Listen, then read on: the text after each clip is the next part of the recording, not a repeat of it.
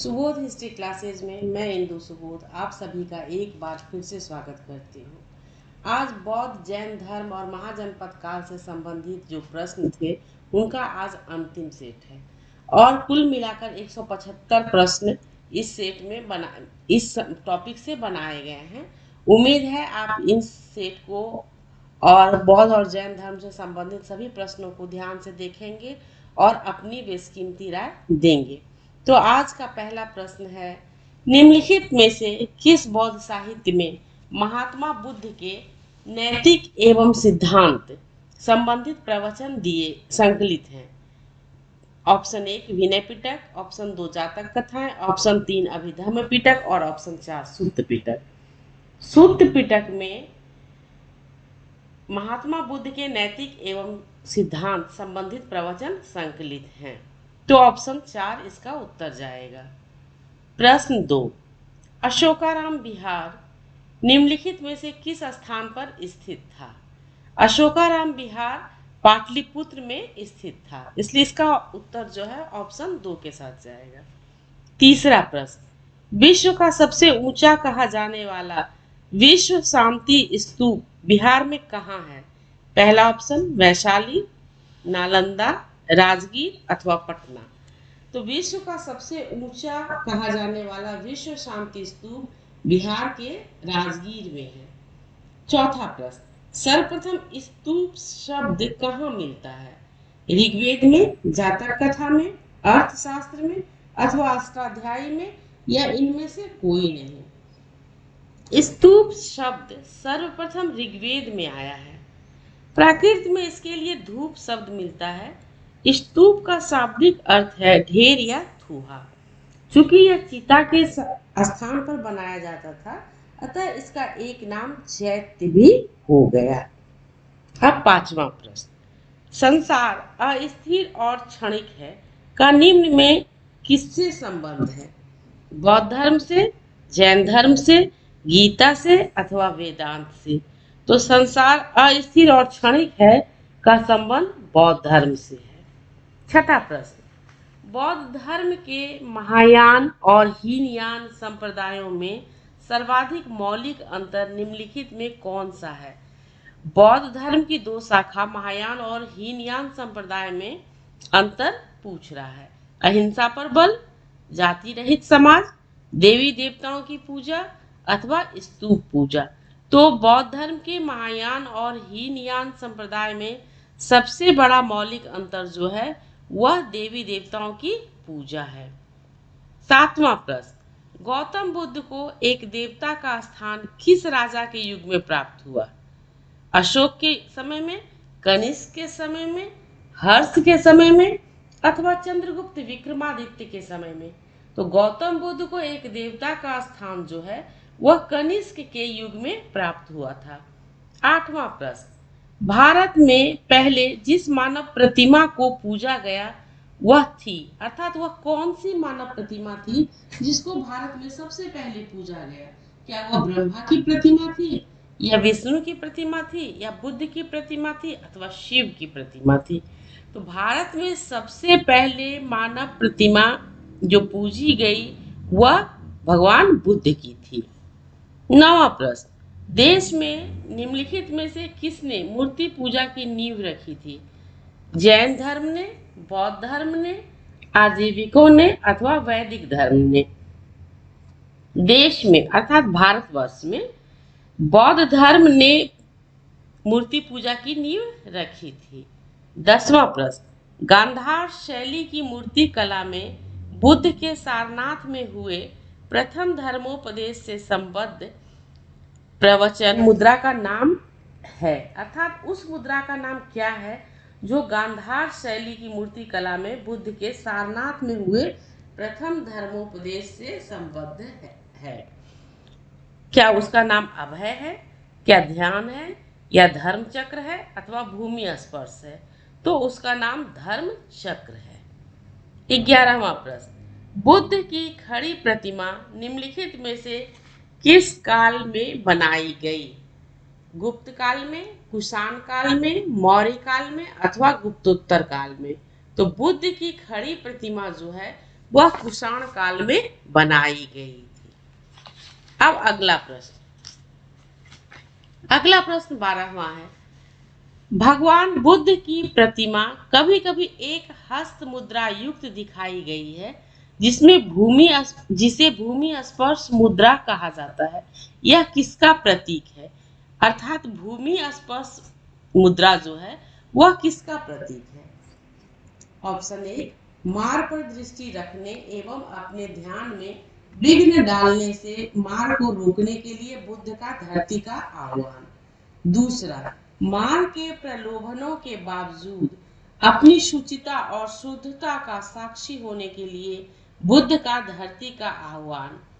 तीसरा, बुद्ध का अपने अनुयायियों को स्मरण कराना कि वे सभी धरती से उत्पन्न होते हैं और अंततः धरती में विलीन हो जाते हैं, अतः जीवन संक्रमणशील है। और चौथा, इस संदर्भ में दोनों ही कथन 1 व 2 सही है। तो भगवान बुद्ध की प्रतिमा कभी कभी हस्त मुद्रा युक्त दिखाई गई है और उस मुद्रा को भूमि स्पर्श मुद्रा कहा जाता है। यह प्रतीक किसका है? ऑप्शन 2, मार के प्रलोभनों के बावजूद अपनी शुचिता और शुद्धता का साक्षी होने के लिए बुद्ध का धरती का आह्वान। अब 13वां प्रश्न की ओर हम बढ़ते हैं। 13वां प्रश्न है, सारनाथ की भूमि स्पर्श मुद्रा वाली बुद्ध प्रतिमा कलंकित है, कुषाण काल से? नहीं, एक मिनट, इसमें संबंधित है। सारनाथ की भूमि स्पर्श मुद्रा वाली बुद्ध प्रतिमा संबंधित है किस काल से? कुषाण काल से, गुप्त काल से, वर्धन काल से अथवा राजपूत काल से? तो सारनाथ की भूमि स्पर्श मुद्रा वाली जो बुद्ध की प्रतिमा है वह गुप्त काल से संबंधित है। 14वां प्रश्न, निम्नलिखित में से कौन से शासक ने बौद्ध मत के विस्तार में योगदान नहीं दिया? नीचे 4 ऑप्शन दिए गए हैं, उनमें से 3 शासकों ने बौद्ध मत के विस्तार में अपना बहुमूल्य योगदान दिया था, लेकिन एक शासक ऐसा है जिसने योगदान नहीं दिया था। अब उन शासकों के नाम हैं हर्षवर्धन, कनिष्क, अशोक और पुष्यमित्र शुंग। तो हर्षवर्धन, कनिष्क और अशोक ने बौद्ध मत के विस्तार में अपना योगदान दिया था, लेकिन पुष्यमित्र शुंग के बारे में कहा जाता है कि वह बौद्ध धर्म का कट्टर विरोधी था। 15वां प्रश्न, हीनयान अवस्था का विशालतम एवं सर्वाधिक विकसित शैलकृत चैत्यगृह स्थित है, अर्थात वह चैत्यगृह कहाँ स्थित है? हीनयान अवस्था का विशालतम और सर्वाधिक विकसित शैलकृत यानी कि पत्थर से बना हुआ चैत्यगृह कहाँ स्थित है? पीतलखोरा में, जुनमार में, कारले में अथवा बेलसा में? तो वह चैत्यगृह जो है कारले में स्थित है। 16वां प्रश्न, निम्नलिखित में से किस शैलकृत गुफा में 11 सिरों के बोधिसत्व का अंकन मिलता है? 11 सिरों के बोधिसत्व का अंकन किस शैलकृत गुफा में मिलता है? Option 1 Ajanta, option 2 Ellora, option 3 Kanheri और ऑप्शन 4 कारले। तो कन्हेरी में 11 सिरों के बोधिसत्व का अंकन मिलता है।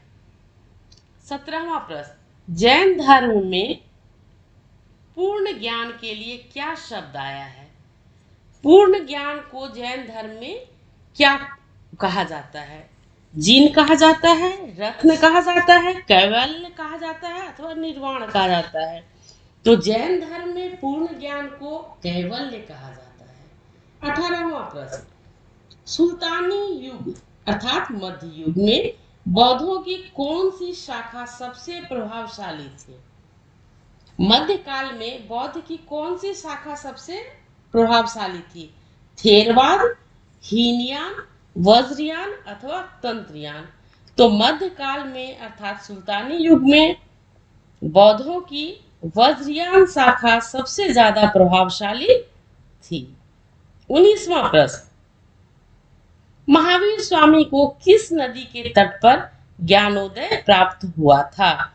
महावीर स्वामी को किस नदी के तट पर ज्ञान प्राप्त हुआ था, ज्ञान मिला था? स्वर्ण रेखा, स्वर्ण सिक्ता, पलाशिनी, गंगा अथवा ऋजुपालिका? तो महावीर स्वामी को ऋजुपालिका नदी के किनारे ज्ञान की प्राप्ति हुई थी। 20वां प्रश्न, अणुव्रत सिद्धांत का प्रतिपादन किया था? ऑप्शन ए महायान बौद्ध संप्रदाय ने, हीनयान बौद्ध संप्रदाय ने, जैन धर्म ने अथवा लोकायत शाखा ने? तो अणुव्रत सिद्धांत का प्रतिपादन जो है जैन धर्म ने किया था। ऑप्शन 3 इसका उत्तर जाएगा। अब हम 21वें प्रश्न की तरफ बढ़ते हैं। 21वां प्रश्न हमारे स्क्रीन पर है। निम्नलिखित में से कौन सा धर्म विश्व विनाशकारी प्रलय की अवधारणा में विश्वास नहीं करता है? विश्व विनाशकारी प्रलय की अवधारणा में विश्वास नहीं करता है। बौद्ध धर्म, जैन धर्म, हिंदू धर्म अथवा इस्लाम धर्म? तो जैन धर्म जो है वह विश्व विनाशकारी प्रलय की अवधारणा में सिद्धांत विश्वास नहीं करता है। 22वां प्रश्न, जैन धर्म का आधारभूत बिंदु है, मतलब उसका मुख्य बिंदु क्या है? कर्म, निष्ठा, अहिंसा अथवा विराग? तो जैन धर्म का आधारभूत बिंदु जो है वह अहिंसा है। 23वां प्रश्न, यापनीय किसका एक संप्रदाय था? यापनीय बौद्ध धर्म का संप्रदाय था, या यापनीय जैन धर्म का एक संप्रदाय था, या यापनीय शैव धर्म का एक संप्रदाय था, अथवा यापनीय जो है वह वैष्णव धर्म का एक संप्रदाय था? तो यापनीय जो है वह जैन धर्म का एक संप्रदाय था। इस प्रकार हमारा उत्तर जो है वह ऑप्शन 2 के साथ जाता है। 24वें प्रश्न में सूची 1 को सूची 2 से मिलान करना है। आज सूची 1 में आचार्यों के नाम दिए गए हैं और सूची 2 में उनके सिद्धांत। तो आचार्य के नाम है लकुलीस, नागार्जुन, भद्रबाहु और गोसाल, और उनके सिद्धांत हैं आजीवक, शून्यवाद, पाशुपत और जैन। तो आचार्य लकुलीस का संबंध सिद्धांत जो था वह पाशुपत से जाएगा। इस तरह से ए जो है वह 3 के साथ जा रहा है। बी नागार्जुन जो है वह शून्यवाद के प्रवर्तक थे, तो बी जो है वह 2 के साथ जा रहा है। भद्रबाहु वह जैन के साथ जाएगा, ऑप्शन 4 इधर चौथे नंबर के साथ। और गोसाल जो है वह आजीवक संप्रदाय के संस्थापक थे, तो डी जो है 1 के साथ जाएगा। इस प्रकार हमारा उत्तर जो है वह ऑप्शन 2 के साथ जा रहा है। इस सेट का अंतिम और 25वां प्रश्न, जो कि बौद्ध धर्म जैन धर्म से संबंधित अंतिम प्रश्न है, अर्थात 175वां प्रश्न है। इस प्रकार बौद्ध धर्म, जैन धर्म और महाजनपद काल से 175 प्रश्न पूरे होते हैं। तो अंतिम प्रश्न है, पिपरहवा स्थल निम्नलिखित प्राचीन नगरों में किस एक नगर के सदृश है? किसको माना जाता है पिपरहवा? क्या कुशीनगर को, क्या लुम्बिनी को, कपिल वस्तु को अथवा श्रावस्ती को? तो कपिल वस्तु को पिपरहवा स्थल का जो है वह सदृश माना जाता है। इस प्रकार बौद्ध जैन धर्म से संबंधित प्रश्न यहीं पर समाप्त हुआ। उम्मीद है कि आपको बौद्ध जैन धर्म और महाजनपद काल से संबंधित प्रश्न पसंद आएंगे, और पूरा विश्वास है कि आपको आगामी परीक्षा में इससे ज़रूर सहयोग मिलेगा। और प्लीज़ लाइक, शेयर और सब्सक्राइब करना नहीं भूलें, ताकि अगला वीडियो आपके पास आए। धन्यवाद।